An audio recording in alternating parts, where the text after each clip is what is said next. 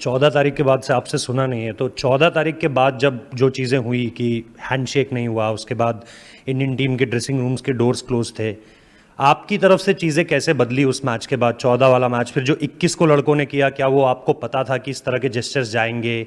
और अगर आपको पता था तो फिर आपका रिएक्शन क्या था उसके बाद जब आप तक वो तस्वीरें पहुंची? वो 14 से आज तक की थोड़ी सी आप एक समरी दे सकते हैं कि पाकिस्तान टीम में कैसे चीज़ें बदली as far as playing against India is concerned?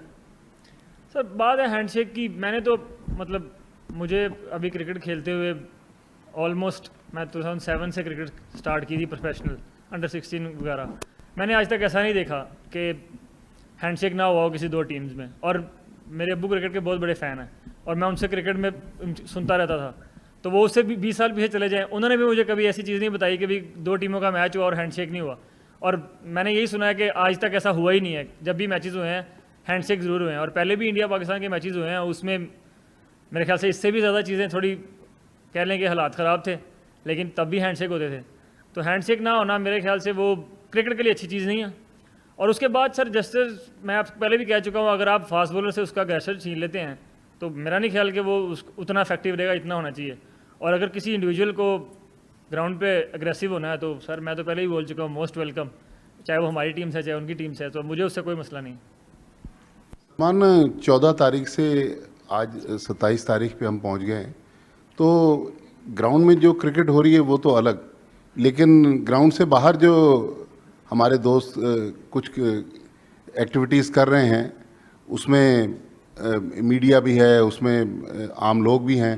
तो इस सारी सिचुएशन में आपने अपने प्लेयर्स को नॉर्मल रहने के लिए और इन चीज़ों से दूर रह के अब फाइनल पे फोकस करने के लिए क्या पैगाम दिया? पैगाम सर कुछ भी नहीं है, क्योंकि ये जो हम कंट्रोल नहीं कर सकते जो ग्राउंड से बाहर चीज़ें हो रही हैं। हमारी टीम का एक चीज़ ज़रूर है कि हम वही चीज़ कंट्रोल करने की कोशिश करते हैं जो हम कंट्रोल कर सकें। और जो बाहर हो रहा है, जो मीडिया कर रहा है या जो भी आप जिनकी बात कर रहे हैं वो कर रहे हैं, वो हमारे कंट्रोल में ही नहीं है और उनसे हमें फ़र्क भी नहीं पड़ता कि कोई क्या बोल रहा है कोई क्या नहीं।